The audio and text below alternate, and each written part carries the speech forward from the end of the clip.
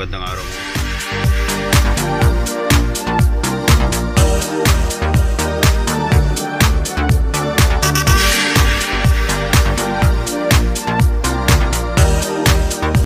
Meron tayong ginagawa itong AC amplifier ng Toyota Hiace na 2015 model, no? So ang problema dito ay nasunog lang yung magnetic clutch, tapos pinalitan na ng buong compressor. So nung nagpalit ng buong compressor mga boss, ayun na, di nagpumalo ang compressor, no? Si sir ay taga Batangas pa at tumayo lang sa atin dito. Ngayon nag-troubleshoot ko na kanina, na-testing ko kasi may pang-testing naman ako mga boss, mga AC amplifier, ano. So tinesting ko, dito talaga ang sira. Ngayon ni-repair ko na siya. So testing natin sa unit at para makita natin, pakita ko sa inyo kung ano yung ginawa nila doon ng mga pre-wiring. So naman tayo, medyo masikip lang mga boss. Ayan, so ito yung unit.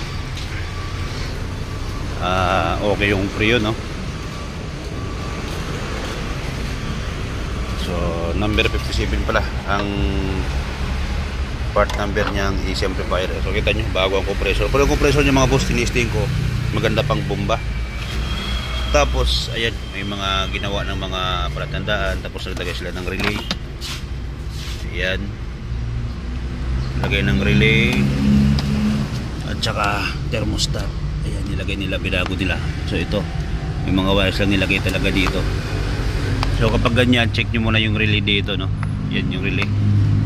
Tapos nakakatakot kasi marami nag-splash. Kaya nasira ang AC amplifier dyan mga boss, dahil dyan sa nilagay nila. Ayan, so pagkabit ko muna ito, tapos testing natin.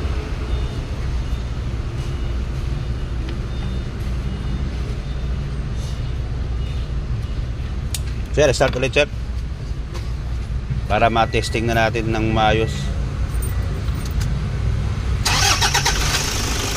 Aircon. Ayan. So pumalo na kanina mga boss, hindi pumapalo yan, ano? Hindi ko lang nakuha ng video. At yung ilaw dito saglit na namamatay ka agad. Pero ngayon, ayun, okay na.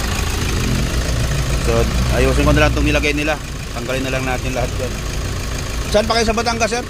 Lian. Lian, Batangas. Medyo malayo pa, ano? So si sir, madaling araw kami umalis. alas 2 bumili si sir ng compressor mga boss. Hindi naman sila ang compressor nila, no? So sayang yung pinambili dyan. Nandito ang sira. Dapat one seat poly lang yung pinalitan dyan. So buuin na natin to para makabalik na sila bossing. Ito na mga boss, nakalas na natin yung nilagay nila na relay, saka yung thermostat, saka yung mga wirings, no? So nabalik natin sa stock yan, ang connection. Ayan. So ibabalik na lang nila to. Tapos pwede na sila bossing umuwi. Alas 2 pa sila ng madaling araw bumiyahe. Maaga pa sila bossing dito, eh. Anong oras ka nakarating dito sir? Mga alas 6? 5:30 ata. 5:30 tayo dumating, ha? 5:30 mga boss, ang aga nila bossing dito. So, 5:30? 5:30 nga boss. So ayan mga boss, balik na lang to para makabiyahe na sila bossing. Update ko kayo. So ito na mga boss, nabalik na lahat. Ayan, so sila bossing ay uuwi na ng Batangas, no? Lilia, Batangas. So ano lang, konting idea lang sa mga nagtatanong dyan. Sinasabi nila hindi nakikita, walang silbi. Totoo lang po yung mga boss, kasi hindi ko lang pinapakita kung paano ko di-repair, lalo yung module, no? So basic lang yan, relay, preyon, saka electrical. Ganun lang naman. Pero pag hindi na kaya, huwag yung pilitin, kasi makatulad nito mga boss, kapag hindi na repair yun, palit ng AC amplifier, magkano ng AC amplifier? Nasa 15,000, sarap plus pa lang yun. Depende sa part number. So yun lang mga boss, kapag may katulong kayo, message sa Facebook page o kaya tawag sa number dyan sa screen. Okay, thank you.